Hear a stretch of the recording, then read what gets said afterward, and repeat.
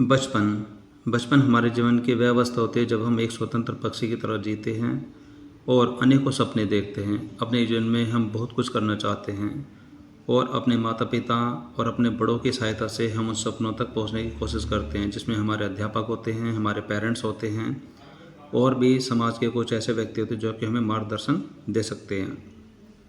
लेकिन कभी आपने सोचा है कि अगर एक ऐसा बचपन जो कि हमेशा मजबूरियों से घिरा हो, गरीबी से घिरा हो, यहाँ तक कि माता पिता और अन्य बड़ी उम्र वाले जो व्यक्ति वो सभी गरीबी की चपेट में हो, तो आप ऐसे अवस्था में किस प्रकार के बचपन की परिकल्पना कर सकते हैं। तो आज का जो ये चैप्टर है, आज की जो ये कहानी है, इसमें एक ऐसे बचपन की कहानी है जो कि पूरे समुदाय से जुड़ी हुई है, जिसमें उनके माता पिता, उनके दादा दादी और अन्य सभी व्यक्ति एक ऐसी गरीबी और एक अस्वास्थ्यकारी अवस्था को जीते हैं जहाँ पर वो अपने सपने को कभी देख ही नहीं पाते। यहाँ तक कि उनके माता पिता और अन्य सभी व्यक्ति गरीबी की चपेट में रहते हैं और गरीबी के रहते हुए वह अस्वास्थ्यकारी जीवन को जीने के लिए मजबूर हो जाते हैं। ऐसी ही स्थिति में अगर हम किसी बचपन की परिकल्पना करते हैं तो वह कैसा बचपन होगा? क्या वह स्वतंत्र पक्षी की तरह और सुंदर फूलों की तरह मुस्कुरा पाएगा? क्या वो अपनी आज़ादी का जीवन जी पाएगा और क्या वह कोई सपने देख पाएगा? तो ऐसी ही कहानी आज के इस चैप्टर में है जो कि अनीस जंग ने लिखी हुई है। यह जो कहानी है ये चूड़ी बनाने वाले एक समुदाय के बारे में है जो कि फिरोजाबाद में रह कर के चूड़ी बनाते हैं, जो कि काफ़ी लंबे समय से वहीं रहते हैं और जिनकी कोई अपनी पहचान भी नहीं है। इतना लंबे समय बिताने के बाद भी वे सभी गरीब हैं, उनके माता पिता गरीब हैं, उनके बच्चे गरीब हैं और वे ऐसा ही जीवन जीने के लिए मजबूर हैं। और चूड़ी बनाने के व्यवसाय में वे वर्षों से लगे हुए हैं और इस व्यवसाय में वो अपने आशाएं, अपने सपने, यहाँ तक कि अपनी आंखों की रोशनी भी खो बैठते हैं। वे ऐसा ना करके बल्कि वे अपने माता पिता के साथ चूड़ी बनाने के व्यापार में लग जाते हैं और उनमें से बहुत ज़्यादा संख्या ऐसे बच्चों की थी जो कि कूड़ा करकट बीनने में व्यस्त हो जाते हैं और ऐसा ही जीवन जीते जीते वे एक दिन बूढ़े हो जाते हैं और मर जाते हैं। तो इसी बात को सामने रखते हुए अनीस जंग ने इस चैप्टर को लिखा है जिसका नाम है लॉस्ट स्प्रिंग, यानी कि स्टोरीज ऑफ स्टोलन चाइल्डहुड, यानी कि बचपन के खोने की स्थिति, यानी कि ऐसे जीवन में बच्चों का बचपन कैसे खो जाता है, वे अपने बचपन को जी ही नहीं सकते और अपने लिए अच्छे जीवन की कल्पना भी नहीं कर सकते। लेकिन अगर ऐसी स्थिति में कोई अपने सपनों को जीना चाहता है तो हम उसकी आशा को एक साहस के रूप में देखते हैं। तो आज के इस चैप्टर में हम देखेंगे कि वह साहस कौन सा है और कौन है जो कि वो कुछ और बनना चाहता है, ना कि चूड़े के व्यापार में अपनी ज़िंदगी को ख़राब करना चाहता है। तो यही सारी बातें हम आज के इस चैप्टर में समझने की कोशिश करेंगे। So hello my dear students, how are you all? I hope that you are happy, healthy and fantastic. You are welcome to symbolic education. Symbolic education में आपका स्वागत है। आज की क्लास में हम आपके 12th क्लास के इंग्लिश की बुक फ्लेमिंगो के चैप्टर नंबर 2 को स्टडी करने जा रहे हैं, जिसका नाम है लॉस्ट स्प्रिंग, यानी कि स्टोरीज ऑफ स्टोलन चाइल्डहुड। तो इस चैप्टर में ये एक ऐसा जीवन है जिसमें जो बच्चे अपने बचपन को अच्छे से नहीं जी पाते हैं और वो किसी मजबूरी के वजह से किसी प्रकार के सपने भी नहीं देख पाते हैं। तो आइए हम इस चैप्टर को शुरू करते हैं, देखते हैं कि इस चैप्टर की स्टोरी क्या है और वो हमें क्या समझाना चाहते हैं और हमें क्या सोचने पर विवश कर देती है। वेल माय डियर स्टूडेंट्स, आइए अब इस चैप्टर की हम शुरुआत करते हैं। तो इस चैप्टर का जो नाम है द लॉस्ट स्प्रिंग, यानी कि स्टोरीज ऑफ स्टोलन चाइल्डहुड। तो सबसे पहले इस चैप्टर की शुरुआत में आपके सामने लिखा है अबाउट द ऑथर, यानी कि इस चैप्टर की जो लेखिका हैं अनीस जंग, उनके जीवन के बारे में हमारे सामने कुछ बातें हैं। तो आइए हम उनको पढ़ते हैं। तो इसमें लिखा है कि अनीस जंग 1944, अनीस जंग यानी कि जो इस चैप्टर की लेखिका है, उनका जन्म 1944 में हुआ। वाज बोर्न इन राउरकेला, यानी कि राउरकेला में उनका जन्म हुआ। And spend her childhood and adolescence in Hyderabad, उन्होंने अपना बचपन और अपनी किशोर अवस्था हैदराबाद में व्यतीत की। यानी कि उनका जन्म है राउरकेला का और जो उनका बचपन है और जो उनकी किशोर अवस्था यानी कि 13 से 19 साल की जो उम्र है, उन्होंने हैदराबाद में बिताई। She received her education in Hyderabad, उन्होंने अपनी शुरुआती एजुकेशन हैदराबाद से ही की। एंड और in the United state of America, और साथ साथ उन्होंने अपनी आगे की जो पढ़ाई लिखाई है वो यूएसए से कंप्लीट की, यानी कि यूनाइटेड स्टेट ऑफ अमेरिका। आगे इसमें लिखा है कि हर पेरेंट्स वर बोथ राइटर, कि उनके माता पिता भी लेखक ही थे। अनीस जंग बिगन हर करियर, की अनीस जंग ने अपने करियर की शुरुआत एज राइटर इन इंडिया, यानी कि उन्होंने अपने करियर की शुरुआत लेखिका के रूप में भारत में ही की। She has been an editor and columnist for major newspapers in India and abroad, कि वह भारत में और विदेशों में जो मुख्य समाचार पत्र थे उनकी संपादक और एक स्तंभ लेखिका भी रह चुकी हैं। And has authored several books, उन्होंने अनेकों किताबें भी लिखी हैं।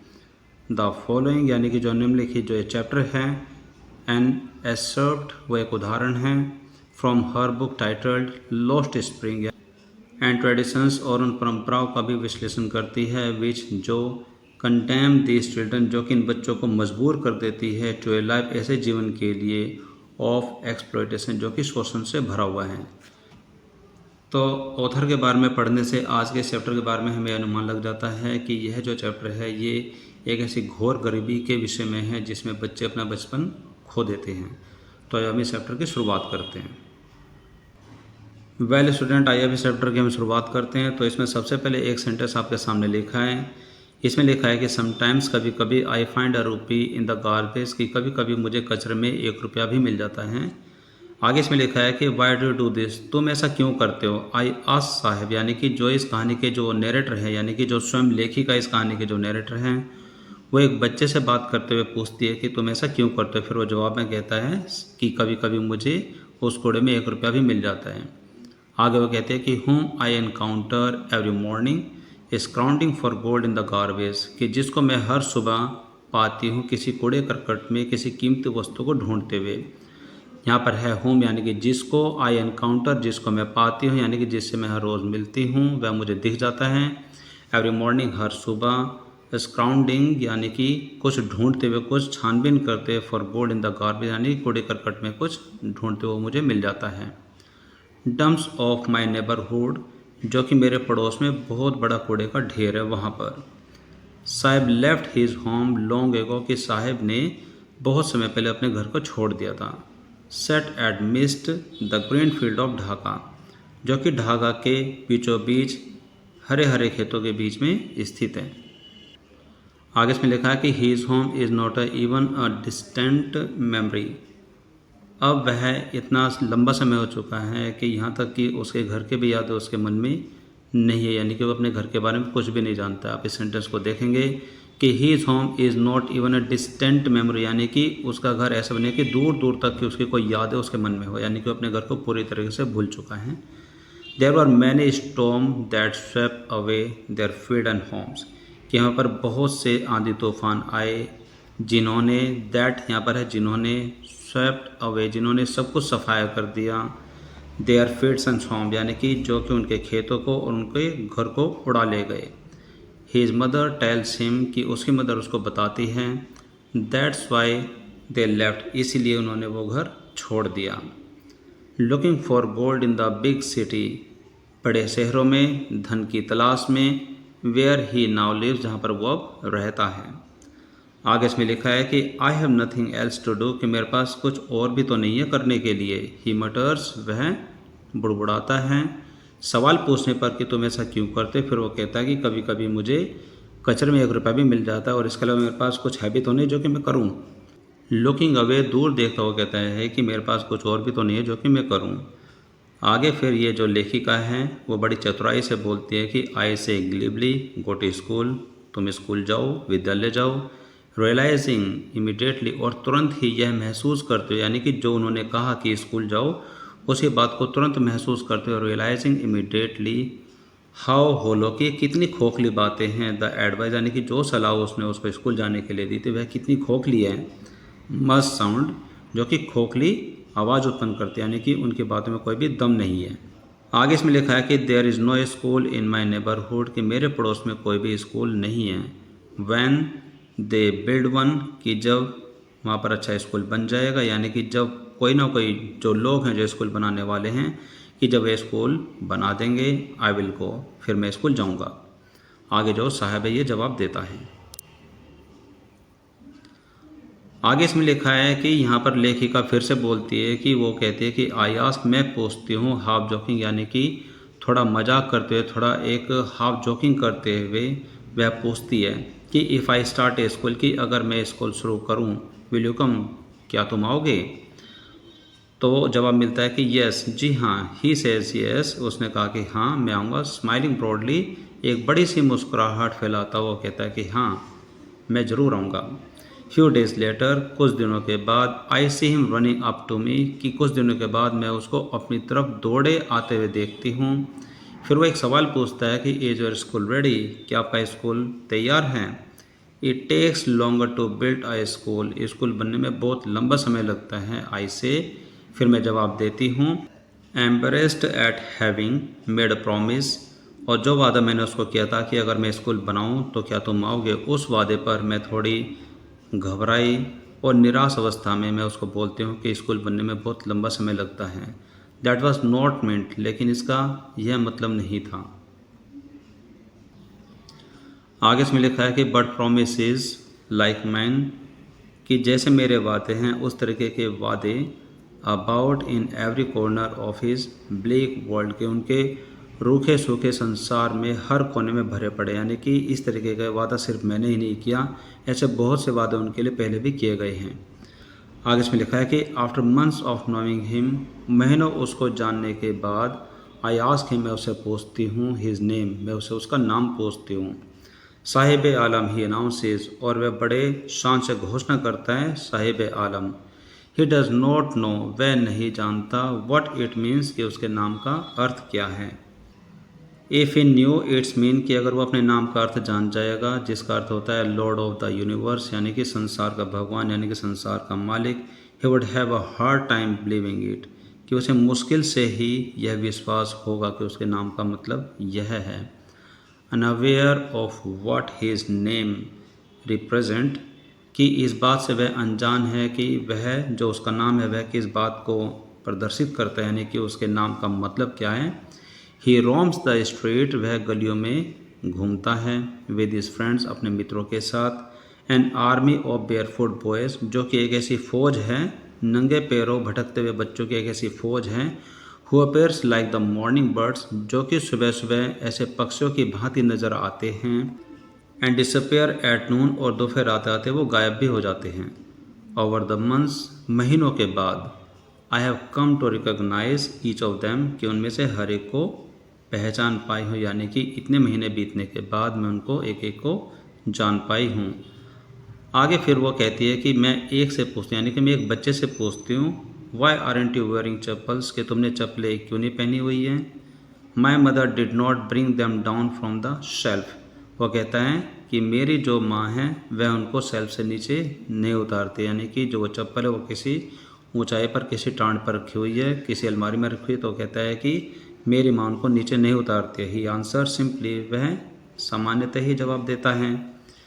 फिर इसमें आगे लिखा है कि इवन इफ सी डिड, अगर वो ऐसा करते भी हैं, ही विल थ्रो दैम, कि वह उसको फेंक देगा। Ads another who is wearing shoes, एक अन्य बच्चा यह जवाब देता है कि अगर इसकी माँ उन चप्पलों को नीचे भी उतार देगी तो ये उनको फेंक देगा। एक अन्य बच्चा बोलता है हु इज़ वेयरिंग शूज़, जो कि जूते पहने हुए हैं, दैट डोंट मैच, जो कि जूते आपस में मेल नहीं खाते, यानी कि वो अलग अलग जूते पहने हुए हैं।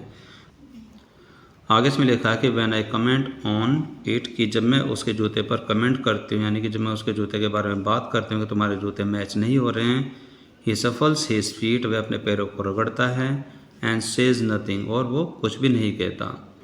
आई वॉन्ट शूज़, मुझे जूते चाहिए। सेज द थर्ड बॉय, एक तीसरा बच्चा कहता है कि मुझे जूते चाहिए। Who has never owned a pair all his life, जिसको अपने पूरे जीवन में कभी भी जूते नहीं मिले हैं। ट्रैवलिंग अक्रॉस द कंट्री, पूरे देश भर में इधर उधर घूमने के बाद। I have seen children walking barefoot, कि मैंने ऐसे बच्चों को नंगे पांव घूमते हुए देखा है। इन सिटीज़, शहरों में। ऑन विलेजेस रोड्स, गांव के रास्तों में। It is not lack of money, यह पैसे की कमी की वजह से नहीं है, बट ए ट्रेडिशन, बल्कि ये एक परंपरा है, टू स्टे बेयरफुट, नंगे पैरों रहना। आई वंडर, मुझे सोचते हुए हैरानी होती है कि if this is only an excuse, क्या ये सिर्फ एक कोई बहाना है, टू एक्सप्लेन अवे, इस बात को एक्सप्लेन करने के लिए, इस बात की व्याख्या करने के लिए, ए परपेचुअल स्टेट ऑफ पॉवर्टी, कि जो ये सतत यानी कि हमेशा रहने वाली जो ये गरीबी है, क्या इसके बारे में एक्सप्लेनेशन देने के लिए क्या ये सिर्फ बहाना है कि वो जूते नहीं पहनते हैं और वो हमेशा नंगे पाँव ही घूमते रहते हैं। आगे इसमें लिखा है कि आई रिमेंबर अ स्टोरी, मुझे एक कहानी याद है। A man from ODP once told me, जो कि एक बार एक व्यक्ति ने सुनाई थी जो कि ओडीपी का रहने वाला था। एज ए यंग बॉय, कि जब वो छोटा बच्चा था, he would go to school past an old temple, कि जब वो स्कूल जाता था तो एक मंदिर से होकर के वो स्कूल जाता था। वेयर, जहाँ पर his father was a priest, कि जहाँ पर उसके पिता एक पुजारी थे। ही वुड स्टॉप ब्रीफली, कि वहाँ थोड़ी देर के लिए वो रुकता था एट द टेम्पल, मंदिर में, and pray for a pair of shoes, और वहाँ पर वो एक जोड़ी जूते के लिए प्रार्थना करता था।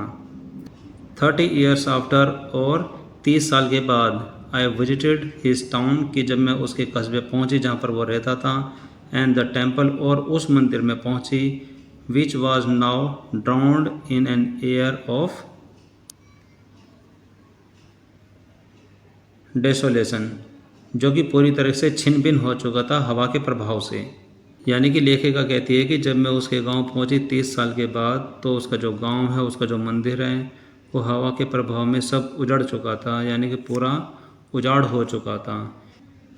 एंड इन द बैकयार्ड, और वहाँ पीछे वाली जगह पर यानी कि पिछवाड़े पर, where lived the new priest, की जहाँ पर जो मंदिर का पीछे वाला भाग था जहाँ पर एक नया पुजारी रहता था, there were red and white plastic chairs, जहाँ पर लाल और सफ़ेद रंग की प्लास्टिक की कुर्सियाँ थी। अ यंग बॉय, एक छोटा बच्चा, dressed in a grey uniform, जिसने स्लेटी कलर की यूनिफॉर्म पहने हुई थी, वेयरिंग सॉक्स, जिसने जुराब पहने हुए थे, एंड शूज़, और जूते भी पहने हुए थे, अराइव्ड पेंटिंग, वहाँ पर हाँफता हुआ आया, and through his school bag on the folding bed, और उसने अपने स्कूल बैग को एक फोल्डिंग बेड पर फेंक करके मारा। लुकिंग एट द बॉय, उस लड़के की तरफ देख करके, आई रिमेंबर द प्रेयर, मुझे वह प्रार्थना याद आ गई, another boy had made to the goddess, कि जिस प्रार्थना को किसी अन्य लड़के ने भगवान से की थी, उस देवी से की थी, उस मंदिर में की थी। When he had finally got a pair of shoes, जिसको अंततः जूते मिल गए थे, फिर उसने कहा, let me never lose them, कि मैं इनको कभी भी नहीं खोऊंगा, यानी कि मुझसे कभी भी गुम नहीं होंगे। The goddess had granted his prayer, की उस देवी ने उसकी प्रार्थना सुन ली।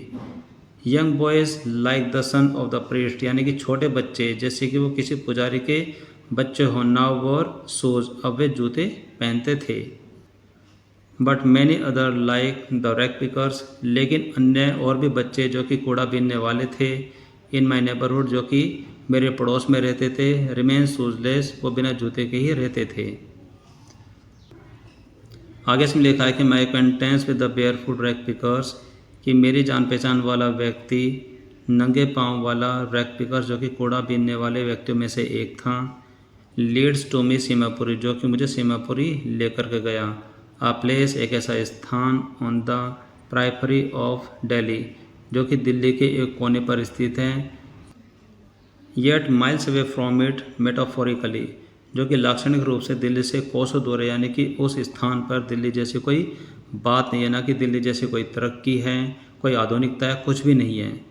दोज, वे व्यक्ति, हु लिव हेयर, जो कि यहाँ रहते हैं, आर स्क्वेटर, जो कि गैर कानूनी रूप से आकर के बसे हुए लोग हैं, who came from Bangladesh back in 1971, जो कि सन 1971 में बांग्लादेश से यहाँ पर आए थे। Saheb's family is among them, कि जो साहेब का जो परिवार था वो भी उनमें से एक था। Seemapuri was then a wildness, कि सीमापुरी उस समय पूरा उजाड़ और वीरान जगह थी। इट इज़ स्टिल, जो कि अभी भी है, but it is not longer empty, लेकिन अब ये पहले की तरह खाली नहीं है। स्ट्रक्चर्स ऑफ मर्ड, जहाँ पर जगह जगह पर कीचड़ भरी हुई है, गलियों में कीचड़ है। विद रूफ ऑफ टीन, जो कि छतें बनी हुई है घरों की, वो टीन से बनी हुई है। एंड टेरापोलिन, जो कि तिरपाल से बनी हुई है। डिवाइड ऑफ सीवेज, ड्रेनेज और running water. Live 10,000 rag pickers, जहाँ पर लगभग 10,000 कूड़ा बीनने वाले लोग रहते हैं। They have lived hair more than 30 years, जो कि यहाँ पर पिछले 30 वर्षों से रह रहे हैं। विदाउट एन आइडेंटिटी, बिना किसी पहचान के।